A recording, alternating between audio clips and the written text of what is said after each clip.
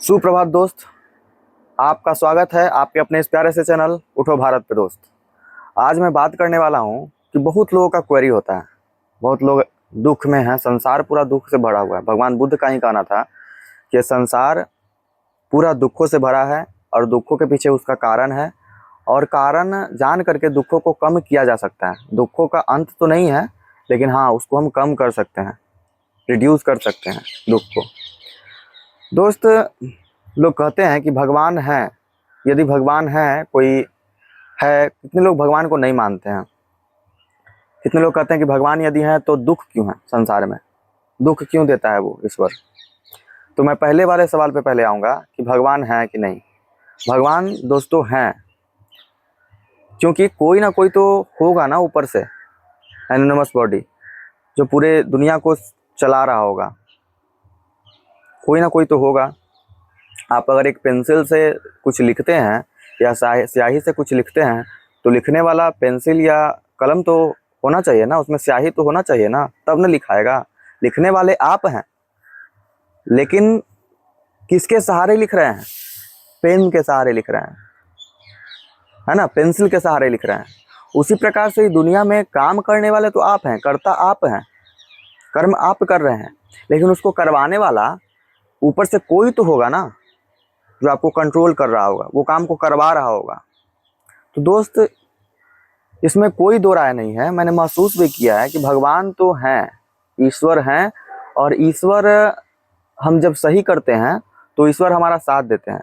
वो ईश्वर आप नेचर कह सकते हैं। वो ईश्वर का हम लोगों ने मानवीकरण कर दिया है। ईश्वर को हम लोगों ने अपने जैसा समझ लिया है कि इंसानों जैसा उनको रूप दे दिया है, मंत्र गढ़ दिए हैं, और उनका पूजा अर्चना भी उसी प्रकार से किया जाता है। ईश्वर इंसानों से अलग नहीं है, ये सोच करके वैसा रूप दे करके उनको गढ़ा गया है। कोई भी ईश्वर को, भगवान को देख लीजिए, हिंदू धर्म के अधिकतर देवता जो हैं वो उसी प्रकार से आपको मिलेंगे, साकार मिलेंगे। लेकिन वास्तव अर्थों में ना, प्रकृति ही देवता है दोस्तों। हम लोगों ने प्रकृति की पूजा करनी शुरू की थी, किस आधार पर? पे मानवीकरण करके नहीं की थी। सूर्य देवता, पवन देवता, जल देवता, जिनसे हमारा जीवन आसान होता था, जिंदगी आसान बनता था, वो सारी चीज़ें हम लोगों के लिए पूजनीय थी उस समय। तो इसमें कोई दो राय नहीं है। जिनका भी क्वेरी था कि ईश्वर होते हैं कि नहीं, ईश्वर डेफिनेटली होते हैं दोस्तों, तभी तो हम लोग कोई काम कर रहे हैं, चला रहे हैं। लेकिन हाँ, दुख क्यों है तो फिर संसार में? मैं दूसरे सवाल के पीछे आने वाला हूँ। दुख क्यों है संसार में? भाई, दुख संसार में है, हमेशा रहेगा। कर्मों का फल हम लोगों को मिलता है। कोई ज़रूरी नहीं कि इसी कर्म का अगले जन्म का भी फल मिलता है। मैं विपश्यना गया था, आप लोगों को पता होगा, भगवान बुद्ध जिस मार्ग पे चले थे, विपश्यना मार्ग पर, वो 10 दिन का शिविर लगता है। धम्मलिच्छवी में मैं गया था, तो वहाँ भी मुझे गुरुजी के द्वारा बताया गया। और सेंसेशन जो बॉडी में होता है, किसी के बॉडी में सेंसेशन नहीं होता है। किसी को अच्छा फीलिंग होता है मेडिटेशन करते वक्त, किसी को बैड फीलिंग होता है मेडिटेशन करते वक्त, किसी को दर्द महसूस होता है। तो गुरुजी ने बताया कि ये सब जो हो रहा है ना, तुम्हारे कर्मों का ही फल है, जो तुम्हारे शरीर पे दिख रहा है। शरीर उस सेंसेशन को महसूस कर पा रहा है। तो इसीलिए दुख जो है, दुख तुम्हारे कर्म ही है दोस्तों, जो तुमको दुख दे रहे हैं।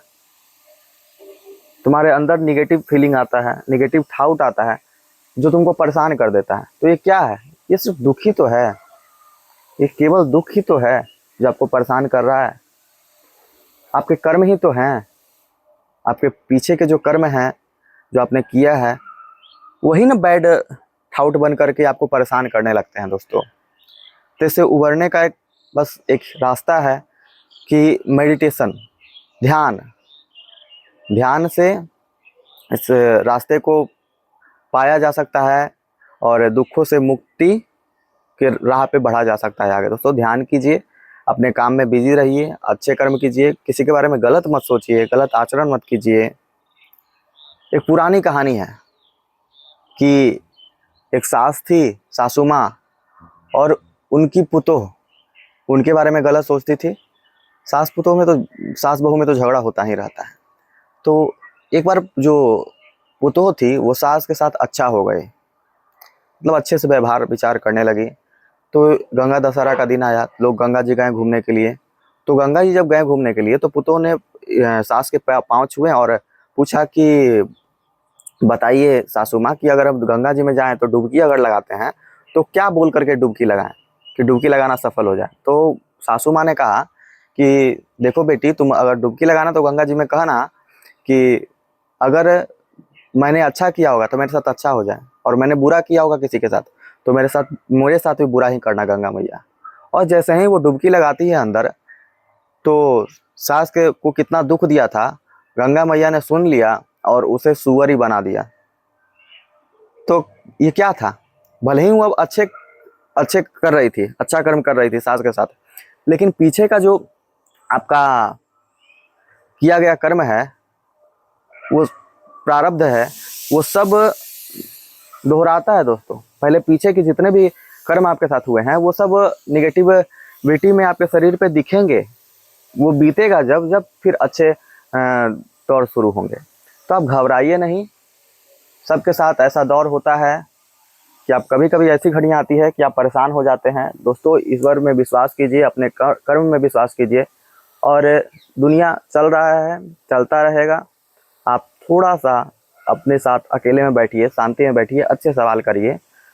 ठीक है दोस्तों, फिर मिलते हैं अगले वीडियो में। अगर अच्छा लगा हो तो प्लीज़ प्लीज़ सपोर्ट कीजिएगा, ताकि आप मेरा परिवार का सदस्य बन सकें और मैं भी कुछ अपना फीलिंग आपके साथ शेयर कर सकूं। दोस्तों धन्यवाद, मिलता हूं किसी अगली वीडियो में।